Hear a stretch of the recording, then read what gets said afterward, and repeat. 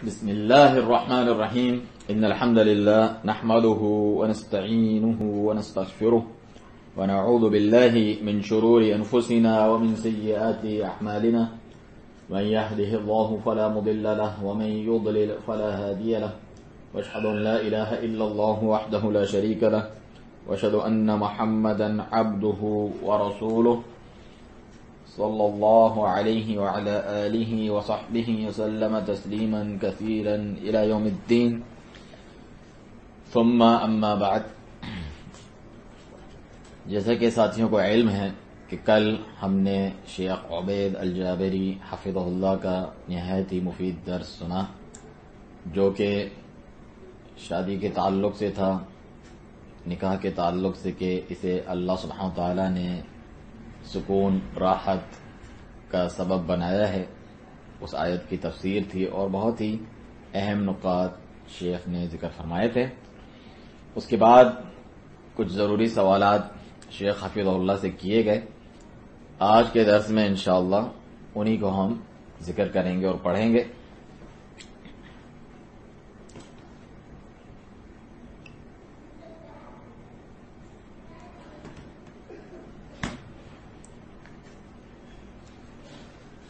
شیخ سے پہلا سوال یہ کیا گیا کہ آپ کی کیا نصیحت ہے ایسے شخص کے لیے جو شادی نہیں کرنا چاہتا. شیخ فرماتے ہیں شادی کرنا یا نکاح کرنا اس کے اپنے احکام ہیں، جن میں سے مختلف جو شرعی احکام اس پر لاگو ہوتے ہیں وہ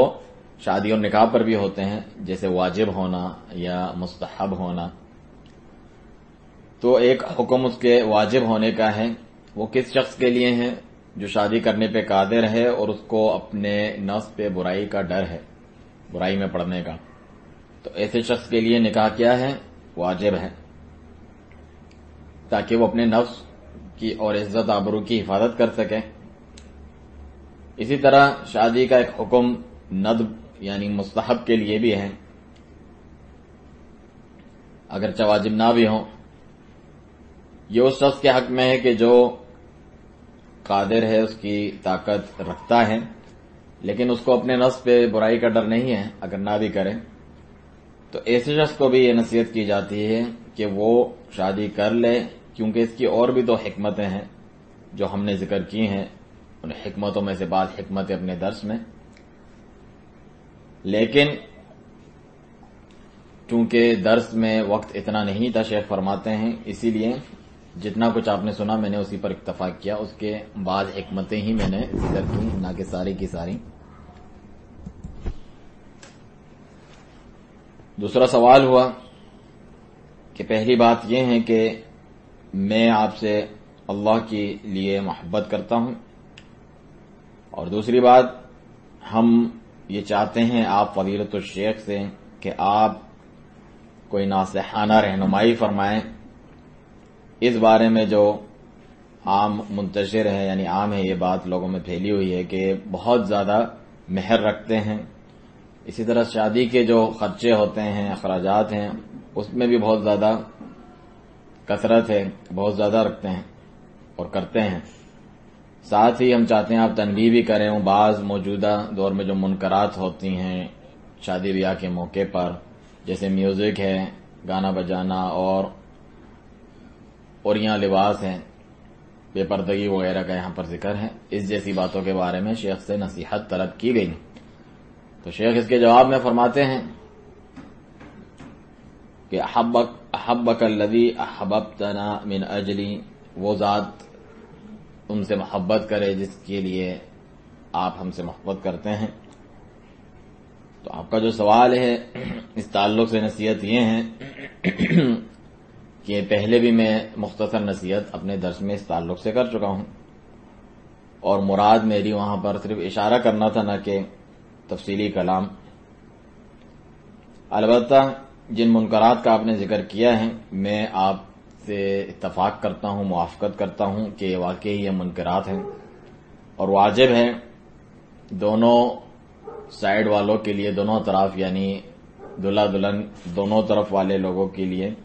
ان پر یہ واجب ہے کہ تعاون کریں ایک دوسرے سے معروف میں اور منکر کو دور کرنے میں۔ تو یہ جو باب ہے جو آپ نے ابھی سوال کے ذریعے کھول ہی دیا ہے، تو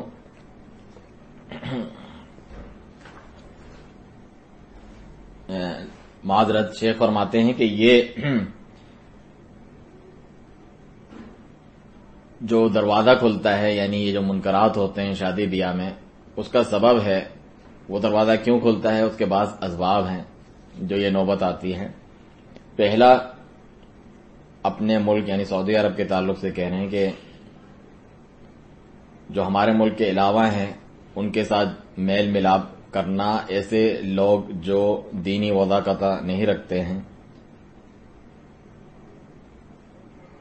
تو ان سے جو ہے اختلاط کرنا، ان سے ملنا جلنا ان کی عادات اپنانے میں سے ہیں، یا تو یہ اس سبب سے حاصل ہوتا ہے کہ مختلف علاقوں میں جہاں وہ رہتے ہیں وہاں سفر کر کے جانا، ان سے ملنا جلنا، میل ملاپ، یا پھر اگر نہ بھی جائیں تو جو ذرائع ابلاغ ہیں، میڈیا ہیں، سوشل میڈیا ہے اور روابط کے ذرائع ہیں، ان کے ذریعے سے یہ باتیں پہنچ جاتی ہیں اور انسان اس سے متاثر ہوتا ہے۔ دوسری بات، دونوں خاندانوں میں سے یعنی دلہا اور دلہن کے خاندانوں میں سے کسی کا دباؤ ڈالنا اس بارے میں، اور غالباً یہ لڑکی والوں کی طرف سے ہوتا ہے، وہ چاہتے ہیں کچھ ناچ گانا ہو اور رات جاگیں پورا، اور اس قسم کی باتیں وہ چاہتے ہیں، یعنی ہلا گلا شادی میں اس قسم کی چیزیں ہوں۔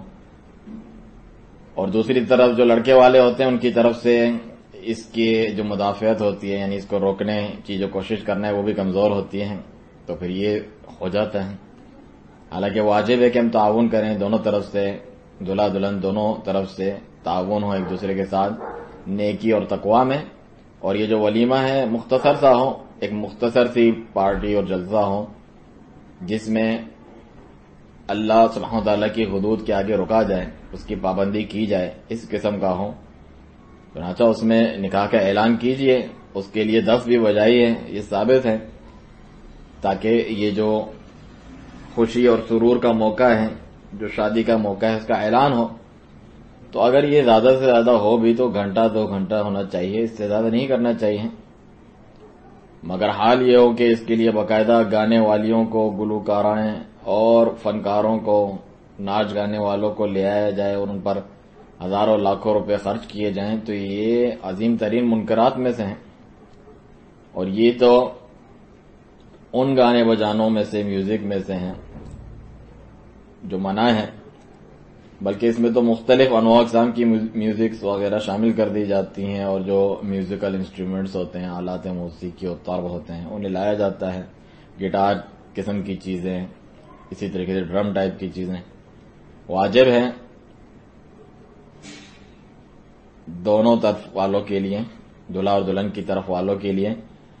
کہ وہ ایک دوسرے کے ساتھ تعاون کریں شرعی مصلحتوں کو حاصل کرنے کے لیے جو کتاب و سنت اور سیرت سلف صالحین میں آئی ہیں اور ان سے جانی جاتی ہیں۔ ہم پر واجب ہے کہ ہر اس چیز کو دور کریں، اس کے خلاف کھڑے ہوں جو شریعت کے مخالف ہے، اللہ سبحانہ وتعالی کی شریعت کے مخالف ہے، اگرچہ نفس اس کی خواہش کرے اور اس کو نفس کو اچھا اور بھلا لگے اس میں پڑھنا، اس میں جانا، پھر بھی جو ہے ہم اس سے پرہیز کریں۔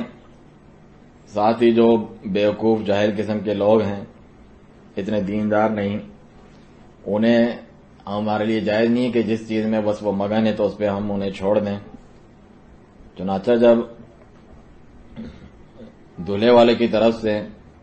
اگر وہ لوگ اس قسم کی چیزیں چاہتے ہیں، یعنی یہ ناچ گانا جو منع ہے وہ چیزیں چاہتے ہیں، اس قسم کے منکرات، تو جو لڑکی والے ہیں ان کو چاہیے ہے کہ اس کا انکار کریں اور اس پارٹی کا ہی بائیکاٹ کر دیں، اور کہیں ہم جو ہے لڑکی دلہن کو لے کر آپ کے پاس آئیں گے جب بھی آپ چاہیں، یہ مسئلہ نہیں ہے، لیکن اس منکر میں تو ہم آپ کا ساتھ نہیں دے سکتے، وہ اس میں حاضر نہیں ہو سکتے۔ اور کبھی دوسری طرف سے بھی یہ چیزیں ہوتی ہیں، اس قسم کی چیزیں دلہن والے لوگ لے کر آتے ہیں اور کرنا چاہتے ہیں، اور غالباً اس طرح زیادہ تر ان کی طرف سے ہوتا ہے جیسا کہ میں نے کہا۔ تو پھر لڑکے والوں کو، دلہے والوں کو بھی چاہیے، ان کے اوپر ضروری واجب ہے کہ وہ سختی کے ساتھ اس کو روکنے کی کوشش کریں اور کہیں کہ ہم اس چیز کو آپ کے لیے درست نہیں سمجھتے، اس چیز میں ہم آپ کے حمایت نہیں کرتے، ہم آنگھی نہیں کرتے، اور ہم ان قریب لوگوں کو بھی بتائیں گے، اعلان کریں گے جب کوئی کہے گا کہ آپس میں کیوں یہ ناچکی ہوئی ہے آپ کی، تو ہم کہیں گے کہ اس کی جواب دہی آپ ہی کے سر ہے، آپ نے اس قسم کا غیر شرعی کام کیا تھا، حالانکہ ہم اس سے روک رہے تھے۔ تیسرا سوال شیخ سے کیا گیا، کیا کسی سنی آدمی کے لیے رافضی شیعہ لڑکی سے شادی کرنا جائز ہے؟ شیخ فرماتے ہیں جو روافض ہیں انہیں بہت سے ائمہ کرام نے ان کی تکفیر کی ہے، کافر قرار دیا ہے انہیں، اور زیادہ حق بات یہی ہے کہ ہماری اولادوں کے ساتھ، ہمارے بچوں کے ساتھ جو روافض پڑھتے ہیں شیعہ، اور سعودی عرب میں جنہوں نے تعلیم حاصل کی ہوتی ہے، ان کے پرائمری، مڈل اور سیکنڈری آگے تک کی جو تعلیم ہے جب حاصل کی ہوتی ہے، تو اس قسم کے لوگوں پر تو حجت تمام ہو چکی ہوتی ہے، کیونکہ اتنے 12 سالوں میں انہوں نے قرآن پڑھا ہوتا ہے، حدیث رسول صلی اللہ علیہ وسلم پڑھی سمجھی ہوتی ہے، توحید کو جان لیا ہوتا ہے، اور جو توحید کے مخالف چیزیں ہیں، شرکیات، کفریات، انہیں بھی جان لیا ہوتا ہے۔ تو اس قسم کے لوگ کو میں بلا لحاظ جو ہے بعین ہی کفار میں شمار کرتا ہوں، جن کا اس قسم کا حال ہوا کہتا ہے جو بھی میں نے ذکر کیا ہے، یعنی حجت تمام ہو گئی ہے پورے طریقے سے۔ اس سے آپ کے سامنے یہ بات ظاہر ہو جانی چاہیے کہ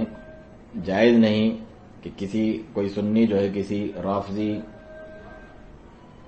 لڑکی سے شادی کرے، کیونکہ وہ کبھی بھی اس کے دین پر نہیں ہوتی، دونوں میں دین کا اختلاف ہے، لیکن اگر یہ بات اس کے بارے میں جانی جاتی ہے کہ اس نے رافضیت چھوڑ دی ہے اور اپنی برات کا اعلان کیا ہے رافضیت سے، اگرچہ بعض لوگوں کے نزدیک ہی صحیح، اور اس نے یہ عہد کیا ہے کہ وہ اب سنت پر چلے گی، اور اس سے یہ بات ظاہر ہوئی ہے اگرچہ بعض لوگوں کے ہاتھوں ہی، تو پھر کوئی معنی نہیں، اس سے شادی کی جا سکتی ہے۔ تو یہاں سے ہم آپ کو یہ بھی نصیحت کرتے ہیں کہ یعنی ان کو بھی نصیحت کرتے ہیں کہ جو بھی رافضیت میں مبتلا ہیں اور جانتی ہے کہ یہ باطل ہے، کفر ہے، اور اس سے خلاصی حاصل کرنا چاہتی ہے وہ لڑکی، وہ خاتون، ہم اسے یہ نصیحت کرتے ہیں کہ وہ جو شرعی کورٹس ہیں ان کی جانب رجوع کریں، اور جو ولی امر، حکمران اور حکومت ہے جس کی نمائندگی یہی شرعی کورٹ کرتے ہیں اور امن و امان کے ذمہ دار ادارے کرتے ہیں، ان سے رجوع کرے تاکہ وہ ان کے جو رافضی سرپرست ہیں ان سے ان کو چھٹکارا دلائیں، یعنی جو ان پہ دباؤ ڈال کے انہیں بنائے رکھتے ہیں، اور پھر جو ہے ساتھ ہی جب یہ ہو جائے گا وہ کسی سنی شخص سے شادی بھی کر لیں تو یہ بہتر طریقہ ہے، لیکن حال یہ ہو کہ رافضی ہی باقی رہیں اور اپنے اہل میں ہی وہ رہیں تو پھر نہیں کرنا چاہیے۔ چوتھا سوال شیخ سے ہوا، یہ بہت سارے سوالات ہیں ایک ہی موضوع سے متعلق جو کہ نکاح مسیار ہے، اس کا شریعت میں کیا حکم ہے؟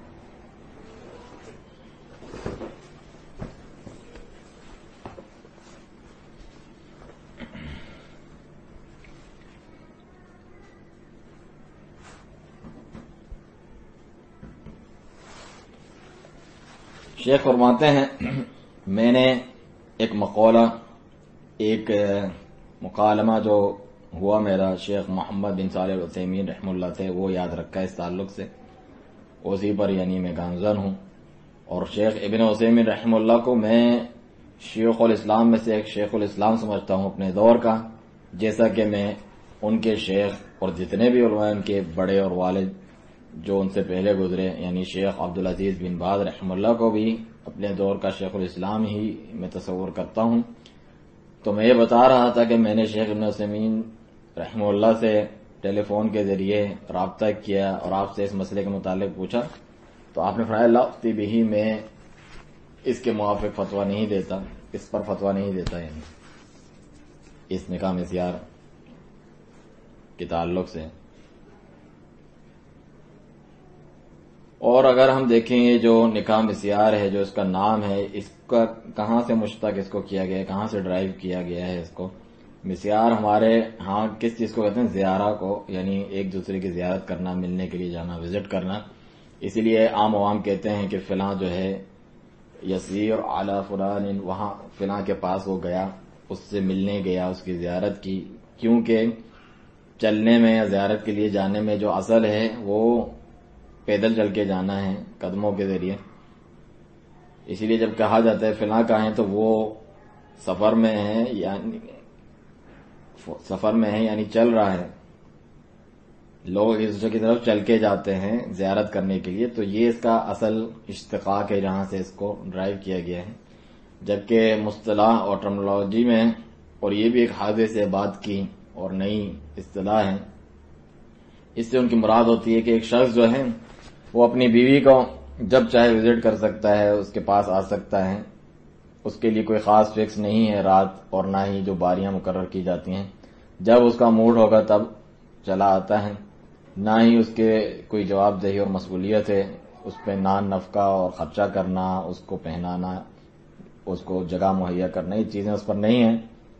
کسی چیز کا بھی اس کے احوال میں سے اس کی حالت پر کوئی اس کی ذمہ داری نہیں ہے. بس وہ اس کے یعنی عقد میں اور رہے گی، اس کی عصمت اور شادی میں رہے گی، بس یہ ہے. اور اس کے لیے ثابت ہوگی کہ یہ اس کی بیوی ہے. اسی لیے ممکن ہے اور ہوتا ہے ایسا کہ اس کو پورے مہینے چھوڑے رکھے اور کئی سال بھی چھوڑے رکھ سکتا ہے. جب بھی اس کو کوئی مزہ لینا ہو، لذت طلب کرنی ہو، اس کے دل میں خیال آئے تو وہ آ کر اسے مل لیتا ہے اور پھر چھوڑ دیتا ہے. اور یہ بھی ہوتا ہے کہ وہ اسے اپنے گھر والوں کے پاس سے اٹھا کر لے گیا، اپنی ضرورت پوری کی اور اسے واپس کر دیا. اور ہو سکتا ہے کہ اسی دن میں ایک آدھ مرتبہ لے جائے یا مختلف دنوں میں. تو یہ ایک عام معاشرے اور عرف میں بھی ایک معیوب سی اور بری چیز سمجھی جاتی ہے دیکھنے میں بھی. ایک تو پہلو یہ ہوا اس کے بارے میں. دوسرا پہلو یہ ہے کہ جو نکاح مسیار ہے یا شادی ہے مسیار والی، اس میں وہ مصلحتیں اور حکمتیں نہیں ہیں جو اللہ تعالیٰ نے ایک عام اور جو نارمل نکاح کیا جاتا ہے اس میں رکھی ہیں. تو یہ در حقیقت ایک نیا معاملہ ہے، نو ایجاد یافتہ، اور ہم مسلمان مردوں اور عورتوں کو اس سے منع کرتے ہیں. لیکن اگر کوئی کر لے تو ہم یہ نہیں کہتے وہ نکاح باطل ہو گیا اس کا. ہاں یہ وصیت کرتے ہیں کہ جس نے نکاح مسیار کر لیا ہے تو اسے چاہیے اس کے بعد پھر عورتوں میں عدل کریں، اسے جس سے نکاح مسیار کیا ہے اس کو اس کا حق دے جیسا کہ دوسروں کو دیتا ہے. اگر اس کے بعد دوسری بیوی بھی ہے اور اکیلی ہی وہ بیوی ہے جس سے نکاح مسیار کیا ہے تو اس کو اپنے ساتھ ہی جوڑے رکھے، ملائے رکھے، یعنی باقاعدہ اس کے ساتھ رہنا شروع کر دے، جیسا کہ بیوی ہوتی ہے اس طریقے سے رکھے. تو یہ نصیحت ہے شیخ حفظ اللہ کی. 5واں سوال ہوا شیخ سے، کیا اس شخص کے لیے جائز ہے جس کی پوسٹنگ، جس کی تعیناتی کسی دوسرے ملک میں ہو گئی ہو کہ وہ وقتی طور پہ یعنی طلاق کی نیت سے نکاح کر لے وہاں پر؟ تو شیخ فرماتے ہیں مسلمانوں کے مابین جو بات متفق علیہ ہیں، جس پر سب کا اتفاق ہے،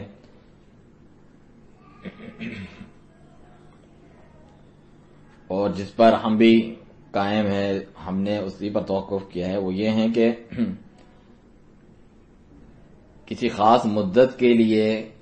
نکاح کرنا، دونوں طرف سے مرد اور عورت دونوں طرف سے رضامندی ہو جائے کسی خاص مدت کے لیے، اس طریقے کا نکاح کرنا یہ جائز نہیں ہے، اس سے منع کیا گیا ہے، ممنوع ہے.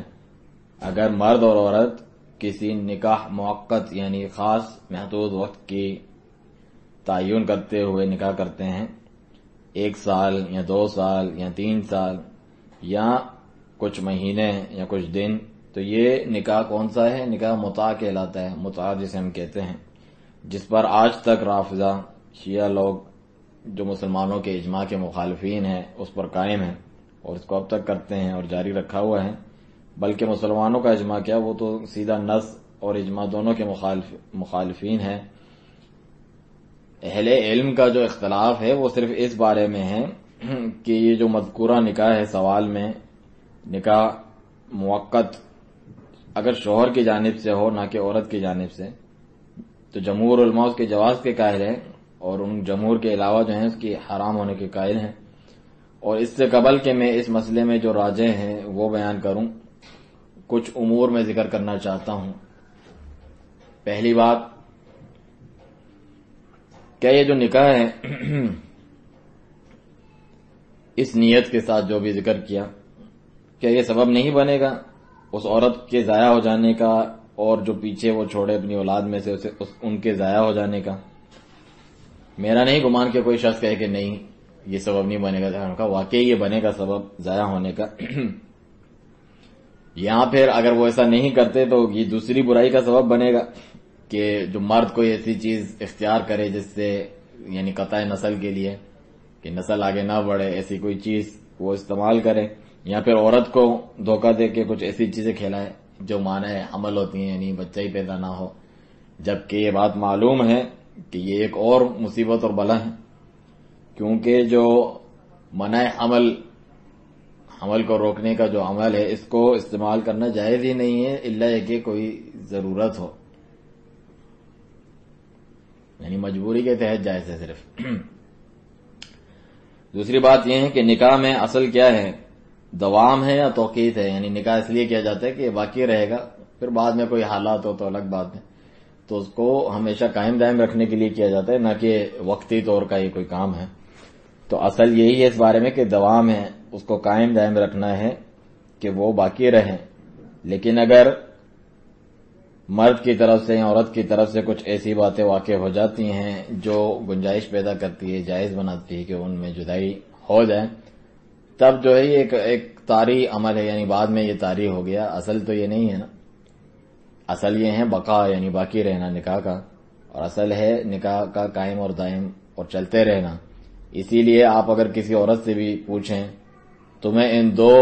مردوں میں سے کون سا پسند ہے، ایک وہ جو تم سے اس لیے شادی کرتا ہے کہ ایک خاص مدت کے لیے پھر طلاق دے دے گا، اور اس کے اندر جتنی بھی بھلائی ہیں، بڑا حسین خوبصورت ہے اور یہ وہ ہے، اور اس کے پاس اتنا اتنا اتنا مال ہے،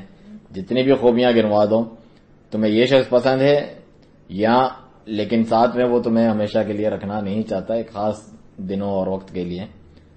تو وہ آپ کا کیا گمان ہے؟ شیخ فرماتے ہیں. اور ایک دوسرا شخص جو ہے وہ چاہتا ہے تمہیں ہمیشہ رکھنے کے لیے اپنے پاس، تو شیخ فرماتے ہیں آپ لوگوں کا کیا گمان ہے، کیا وہ پہلے شخص کو منتخب کرے گی، چن لے گی، یا دوسرے کو؟ تو شیخ فرماتے ہیں کہ واقعی دوسرے شخص کو پسند کرے گی، اسی کو منتخب کرے گی، کیونکہ ایک عقل مند، ہوشیار، تحمل مزاج بردبار، عقل و دانش والی جو عورت ہے وہ کبھی بھی یہ نہیں پسند کرتی کہ کبھی کسی مرد کے پاس ہے، کبھی کسی مرد کے تحت ہے، وہ کبھی وہ یہ بات پسند نہیں کرتی. وہ یہ چاہتی ہے کہ وہ ایک ہی شخص کے ساتھ زندگی گزاریں، اگرچہ اس میں کتنی بھی کوتاہی، کمی، تقصیر کیوں نہ ہو، یہاں تک کہ اللہ تعالی ہی کوئی حکم کرے ان کے درمیان اور جدائی ہو جائے. اسی لیے جو عقل مند ہوشیار عورتیں ہوتی ہیں، شیخ فرماتے ہیں وہ ایسے شخص سے متنفر ہوتی ہیں، یعنی دور بھاگتی ہیں جس کے مزاج میں ہمیشہ طلاقیں دینا ہو، اس کو طلاق دے دی، فلاں سے کیا، اس کو طلاق دے دی، اس سے دور بھاگتی ہیں اور کہتے ہیں یہ تو صرف مزے چکھنے کے لیے کرتا ہے، اسے کوئی حاجت اور ضرورت نہیں ہے ہم میں. عورت کہتی ہے کہ مجھے اس شخص کی کوئی ضرورت نہیں ہے. اور تیسری بات یہ ہے، شیخ فرماتے ہیں جو کچھ ہم نے پہلے ذکر کیا اس سے بات معلوم ہوئی کہ یہ عورت کے ساتھ دھوکہ ہے اور دھوکہ دہی حرام ہے. لہذا آپ نے جان لیا کہ میں اسی بات کو راجح قرار دیتا ہوں کہ یہ نکاح حرام ہے. چھٹا سوال شیخ سے ہوا، آپ کیا تعلیق فرمائیں گے اس بات پر کہ مختلف جو نعرے بلند کرتی ہیں، اس قسم کی جو دعوتیں ہیں کہ عورت کی بے پردگی اور وہ پردہ اتار پھینکے اور بے پردہ ہو جائے، اور مکس گیدرنگ ہو، عورتوں اور مردوں کا اختلاط ہو، فری مکسنگ ہو،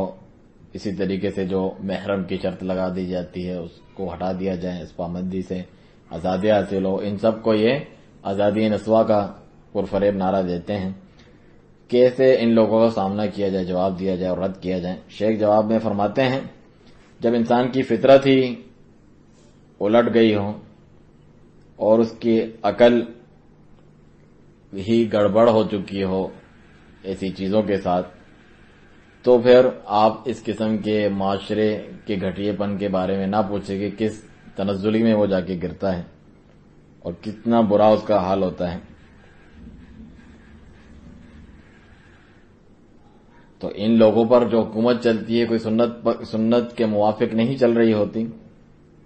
اگر جو حکومت حاکم ان پر چلنے والا یا اس حکومت چلنے والی دین پر ہوتی تو کبھی بھی اس قسم کے نعرے وہ بلند نہیں کر پاتے اور اس قسم کی دعوتیں وہ لوگوں کو نہیں دے پاتے۔ تو یہ بہرا روی کا شکار اسی وجہ سے ہیں، کیونکہ پہلی بات یہ کہ انہیں اللہ سبحانہ تعالیٰ کے دین کا کوئی فقہ فہم نہیں ہے، اگرچہ وہ اسلام کی جانب منسوب ہوتے ہیں، نماز روزے اور حج کا اہتمام کرتے ہیں، لیکن اللہ کے دین کا جو صحیح فقہ اور فہم ہے کتاب و سنت اور سیرت صلی اللہ صالحین کے مطابق اسے یہ نہیں جانتے۔ دوسری بات اس پر آپ یہ بھی ملا لیں کہ یہ مختلف جو تہذیبیں ہیں ان کا اختلاط ہے، جو مشرقی اور مغربی فتنہ زدہ تہذیبیں ہیں، مختلف سویلائزیشنز ہیں، ان کا آپس میں اختلاط ہے۔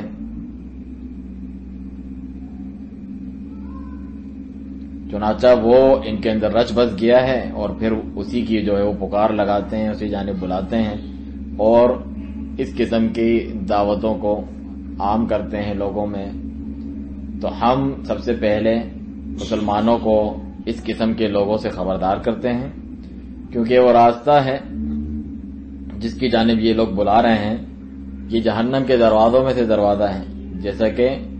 حذیفہ بن یمان رضی اللہ عنہ کی مشہور طویل حدیث میں آیا ہے جو کہ طویل ہے، اس میں یہ بھی الفاظ ہیں دعات علی ابواب جہنم، ایسے داعیان بلانے والے ہوں گے جہنم کے دروازوں کی طرف بلا رہے ہوں گے، من اجابہم الیہا قذفوہ فیہا، جو ان کی پکار مانے گا لبیک کہ ان کی طرف مائل ہوگا وہ اسے جہنم میں پھینکوا دیں گے۔ قلت یا رسول اللہ صفہم لنا، تو انہوں نے عرض کی اے اللہ کے رسول ان کی کچھ خصلتیں صفات ہمارے سامنے ذکر کریں کون ہیں؟ تو ادھر بھی یہی فرمایا تھا ہم من جلدتنا، وہ ہماری ہی جلد جیسے رکھتے ہوں گے، ہمی میں سے ہوں گے، یعنی وَيَتَكَلَّمُونَ بِأَلْسِنَتِنَا، ہماری ہی جیسی زبان بولتے ہوں گے، ہمی میں سے کچھ اس قسم کی باتیں کرتے ہیں، اس طرح آپ آج دیکھ رہے ہیں۔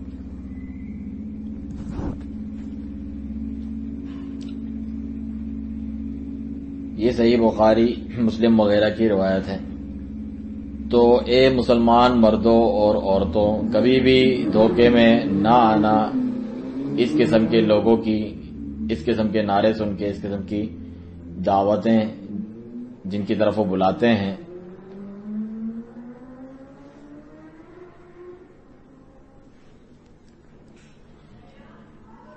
خواہ وہ مرد ہو یا خواتین ہو، اس قسم کے پرفریب نعروں میں ہرگز نہ آنا۔ حالانکہ آپ کے جو آباء و اجداد تھے، جہاں سے آپ کی نسل چلی ہے، آپ کے آباء و اجداد، آپ کے والدین، مائیں، باپ، دادا، جتنے گزرے ہیں وہ نسلیں، وہ خیر پہ تھیں، دینداری پر قائم تھیں، اسلام اور سنت پر قائم تھیں، لیکن یہ بعض والے لوگ جو ہیں بے روی کا شکار ہو گئے ہیں، تو یہ جہنم کی طرف بلانے والے داعیان ہیں۔ کبھی بھی ان کی پکار پہ لبیک نہ کہیں، ان کے پیچھے نہ چلیں اور ان سے خبردار رہیں۔ دوسری بات یہ، میں ان لوگوں کو نصیحت کرتا ہوں جو اس قسم کی دعوتیں عام کرتے ہیں کہ وہ اللہ تعالیٰ سے ڈریں مسلمان مردوں اور عورتوں کے تعلق سے، اور وہ رجوع کریں ہمارے علماء کرام کی طرف کہ جو جانے پہچانے ہیں، اپنے علم میں راسخ ہیں، مضبوط ہیں اور اللہ کے دین کا فکر رکھتے ہیں اور اس امت کے لیے خالصتاً خیر خواہی چاہتے ہیں اور سنت پر استقامت چاہتے ہیں اور رکھتے ہیں، کہ ان کے پاس بیٹھا کریں، ان کے سامنے اپنے معاملات پیش کریں، ان کے فتاوی لیں، ان سے تعلیم حاصل کریں، جس سے اللہ کے دین میں فقہ اور فہم ان کا بڑھ جائے گا، اس سے قبل کہ وہ اللہ تعالیٰ سے اس حال میں ملاقات کریں۔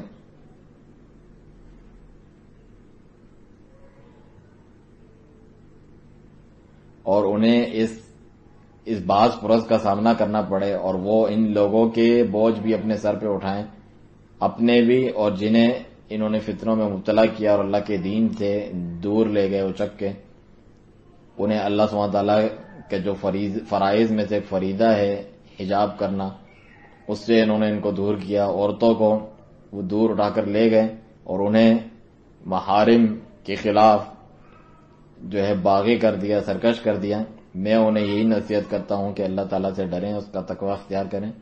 عقل مند تو وہ ہے جیسا کہ حدیث میں ہے کہ جو اپنے نفس کو جانتا ہے اور اس چیز کے لیے عمل کرتا ہے جو موت کے بعد آنے والی ہے، اور عاجز بیوقوف تو وہ ہے جو خواہش نفس کی پیروی میں لگا رہتا ہے، پھر بھی اللہ تعالیٰ سے امیدیں باندھی ہوتی ہیں کہ میرا بھلا ہوگا۔ ایسا نہیں ہو سکتا۔ آخری اور 7واں سوال شیخ سے یہ ہوا، بعض لوگ کہتے ہیں کہ جو مختلف دعوتی تبلیغی دینی جماعتیں ہیں آج کے ہمارے منظر عام پہ ہمارے سامنے موجود ہیں، یہ ایک اچھا جو ہے صحت مند صورتحال ہے اسلامی معاشرے کے لیے، جس کو اچھا کمپٹیشن لوگ کہتے ہیں، یعنی اس طریقے کی صورتحال ہے۔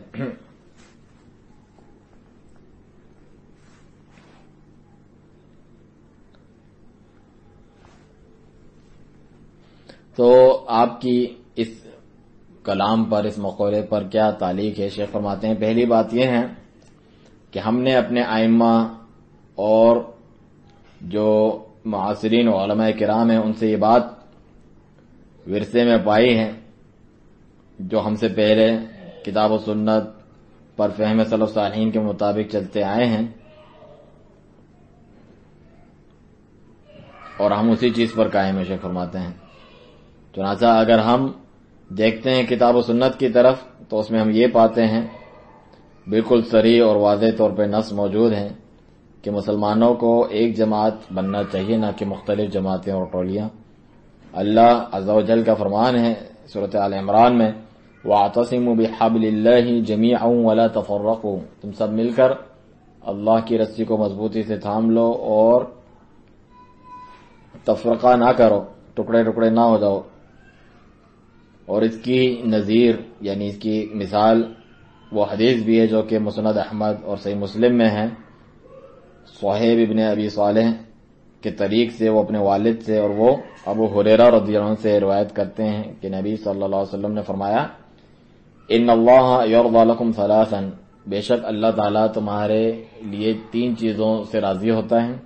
ویسخط لکم ثلاثا، اور تمہارے لیے 3 چیزوں سے غصہ کرتا ہے، ناراض ہوتا ہے۔ یرضی لکم، جس 3 چیزوں سے راضی ہوتا ہے وہ یہ ہیں، ان تعبدوہ ولا تشرکوا بہ شیئا، کہ تم اس اکیلے کی عبادت کرو، اس کے ساتھ کسی بھی چیز کو شریک نہ کرو، وان تعتصموا بحبل اللہ جميعا، اور تم سب مل کر اللہ کی رسی کو مضبوطی سے تھامے رہو، یعنی تفرقے سے منع کیا گیا، وان تناصحوا واللہ اللہ امرکم، اور جنہیں اللہ تعالیٰ تمہارا ولی امر حکمران بنا دے ان کی نصیحت و خیر خواہی چاہو۔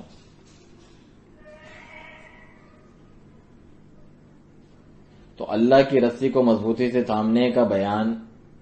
صحیح مسلم کی اس حدیث میں بھی آیا ہے، جو کہ زید بن ارقم رضی اللہ عنہ سے روایت ہے۔ فرماتے ہیں، قام رسول اللہ صلی اللہ علیہ وسلم یوما فینا خطیبا بماء یدعى خما بین مکہ والمدینہ، کہ رسول اللہ صلی اللہ علیہ وسلم ایک دن خطاب کرتے ہوئے اس پانی کے پاس کھڑے ہوئے جو خم کہلاتا ہے مکہ اور مدینہ کے درمیان، فحمد اللہ وثنى علیہ، بس اللہ سبحانہ تعالیٰ کی تعریف بیان کی اور اس کی ثنا بیان کی، ووعد وذکر، اور واعظ و نصیحت اور یاد دہانی کروائی، ثم قال، پھر فرمایا، اما بعد الا ایھا الناس فانما انا بشر، کہ اے لوگو آگاہ رہو کہ میں تو ایک بشر انسان ہی ہوں، یوشک ان یأتی رسول ربی فاجیب، قریب ہے کہ اللہ تعالیٰ کا بھیجا ہوا یعنی میری روح قبض کرنے کے لیے فرشتہ آئے اور میں اس کی پکار پہ لبیک کہوں، یعنی اپنی روح اللہ سبحانہ تعالیٰ کے حوالے کر دو، یعنی میری وفات قریب ہے کہ آ سکتی ہے۔ وَأَنَا تَارِكٌ فِيكُمْ ثَقَلَيْنِ، اور میں تمہارے درمیان 2 بڑی بھاری چیزیں چھوڑے جا رہا ہوں، اولہما کتاب اللہ، ان میں سے پہلی کیا ہے؟ اللہ تعالیٰ کی کتاب ہے، فیہ الہدی والنور، اس میں ہدایت اور نور ہے، فخذوا بکتاب اللہ واستمسکوا بہ، تو پکڑے رہو اللہ تعالیٰ کی کتاب کو اس سے تمسک کرو، یعنی مضبوطی سے تھامے رہو اسے. یہ حدیث ہے جو آخر تک. اور اس کی مزید وضاحت شیخ فرماتے ہیں نبی صلی اللہ علیہ وسلم کے اس فرمان سے بھی ہوتی ہیں. افترقت اليہود علی 71 فرقہ، یہود 71 فرقوں میں تقسیم ہو گئے. وافترقت النصارى علی 72 فرقہ، اور نصارہ 72 فرقوں میں تقسیم ہو گئے. وستفترق هذه الامہ علی 73 فرقہ، اور ان قریب یہ امت بھی 73 فرقوں میں بڑھ جائے گی. کلها فی النار الا واحدہ، سب کے سب جہنم میں جائیں گے، آگ میں سوائے ایک کے. قالوا من هي یا رسول اللہ، عرض کی وہ کون ہوں گے اللہ کے رسول؟ قال الجماعہ، آپ صلی اللہ علیہ وسلم نے فرمایا وہ الجماعہ ہوں گے. یہ حدیث مسند احمد ابن ماجہ وغیرہ میں موجود ہیں اور یہ روایت صحیح ہے. ایک دوسری روایت جسے بعض اہل علم نے حسن قرار دیا ہے، اس میں یہ جواب دیا قالوا من ہے یا رسول اللہ، انہوں نے کہا کہ وہ کون ہے اللہ کے رسول، یعنی نجات پانے والا فرقہ کون سا ہے؟ فرمایا من کان علی مثل ما انا علیہ واصحابی، جو اس چیز پر ہوں گے بالکل اس کے مثل ہوں گے جس پر آج میں اور میرے صحابہ ہیں. یہ الترمذی وغیرہ کی روایت. اور عبداللہ بن مسعود رضی اللہ عنہ نے الجماعہ کی تعریف اپنے اس فرمان سے فرمائی الجماعۃ ما وافق الحق وان كنت وحدک. الجماعہ، جماعت تو وہ ہے جو حق کے موافق ہو، اگرچہ تم اکیلے کیوں نہ ہو تو تم جماعت ہو. تو آپ جو ہے لہذا آپ اس صورت میں الجماعت ہیں. تو یہ حدیث صحیح ہے اپنے مجموعی طرق کے اعتبار سے، اور ائمہ کرام نے اس کو تلقی بالقبول دیا ہے. ائمہ اہل سنت نے، ائمہ علم و ایمان نے اسے قبول کیا ہے کیونکہ یہ اپنے مجموعی طرق کے اعتبار سے صحیح ہے، اور انہوں نے اسے اس باب میں اس تعلق سے یعنی اصل قرار دیا ہے، اس میں شمار کیا ہے. اور اس کی کوئی جو ہے تعویل نہیں کی گئی ہے.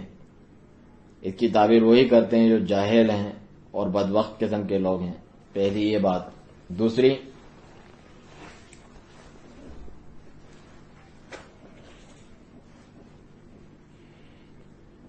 بات یہ ہے کہ جتنی بھی جماعتیں ہیں جنہیں دعوتی دینی جماعتیں کہا جاتا ہے، یہ دو اقسام کی ہیں جن میں کوئی تیسری قسم ممکن نہیں ہے.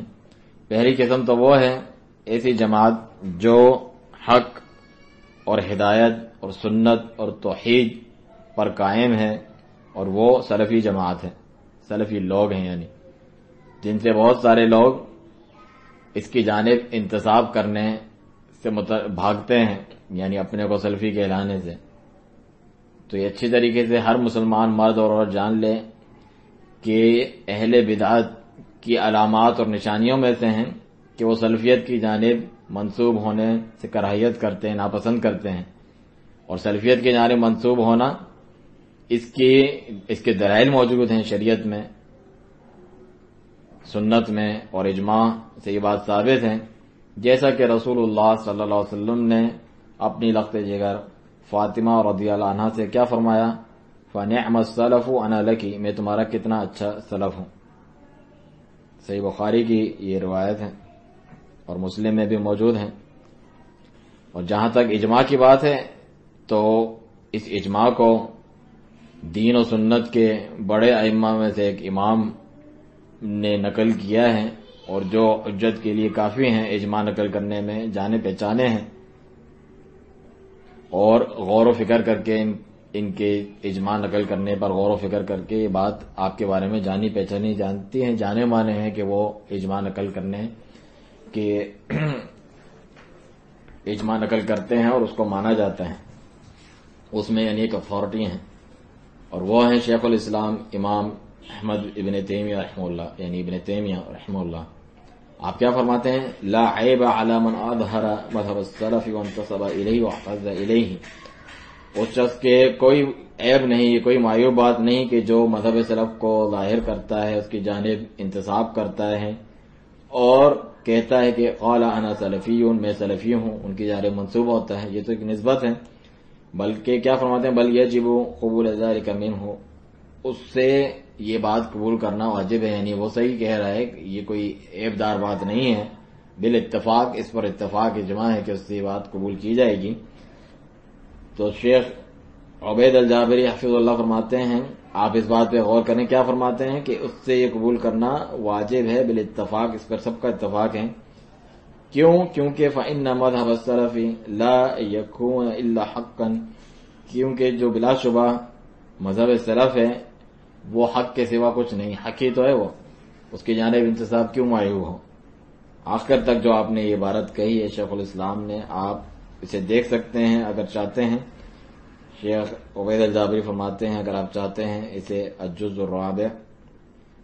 آپ کے مجموع فتاوی میں سے 4 جلد اور صفحہ بھی شیخ ذکر کرتے ہیں کہ 149 پیج پر آپ اس کو دیکھ سکتے ہیں۔ تو جب یہ بات مقرر ہو گئی اور سننے والوں نے، مسلمان مرد اور مسلمان عورتوں نے یہ اچھی طریقے سے جان لی اور سمجھ لی، تو پھر اس کے بعد میں یہ بات کروں گا۔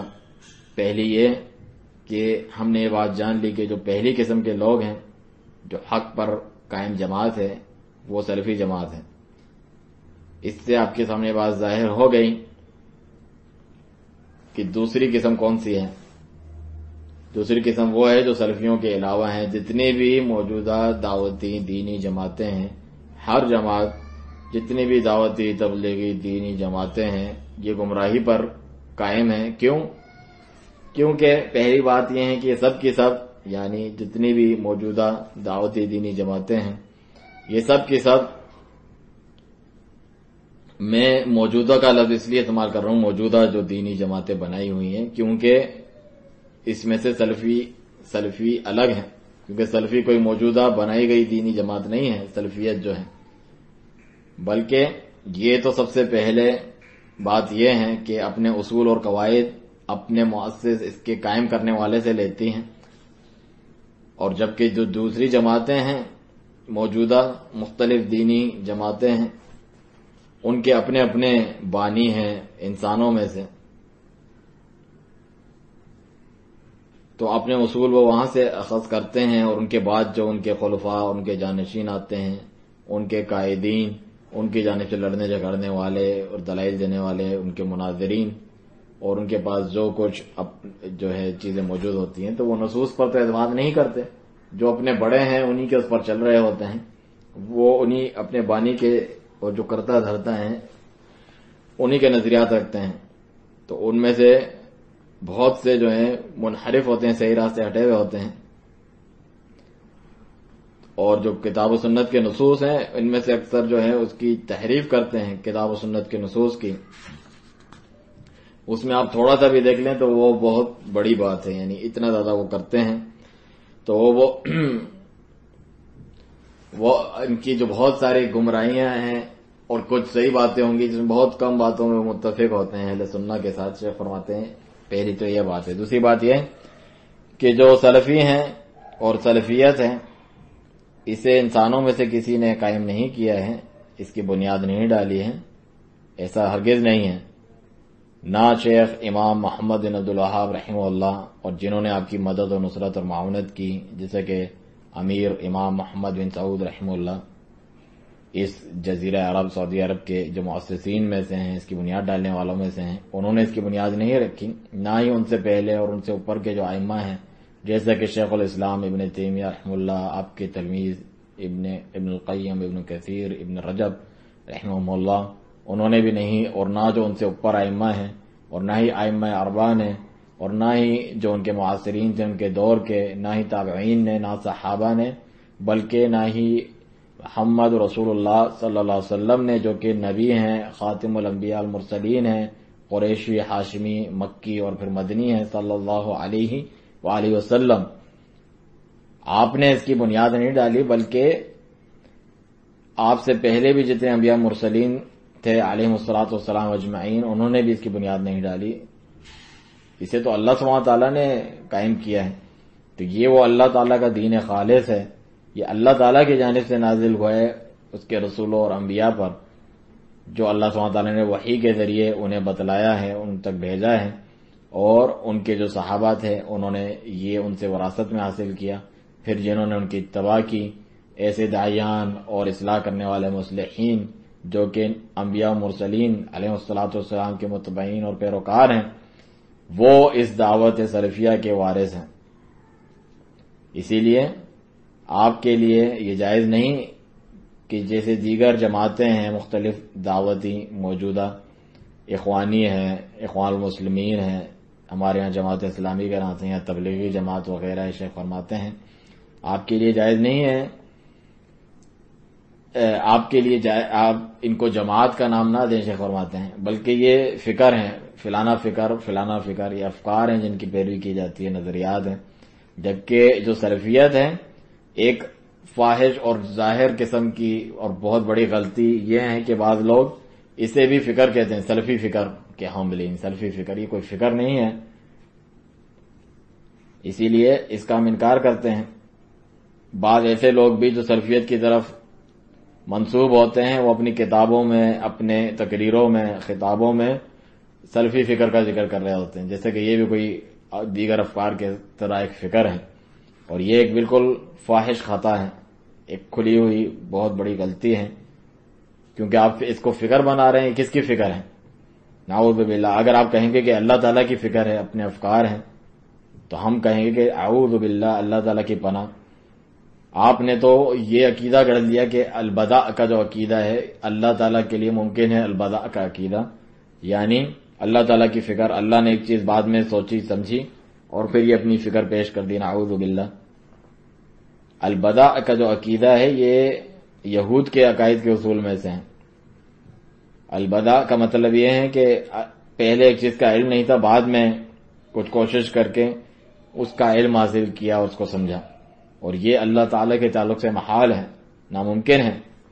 محال ہے۔ اللہ تعالیٰ نے تو مخلوق کی تقدیریں اپنے علم کے مطابق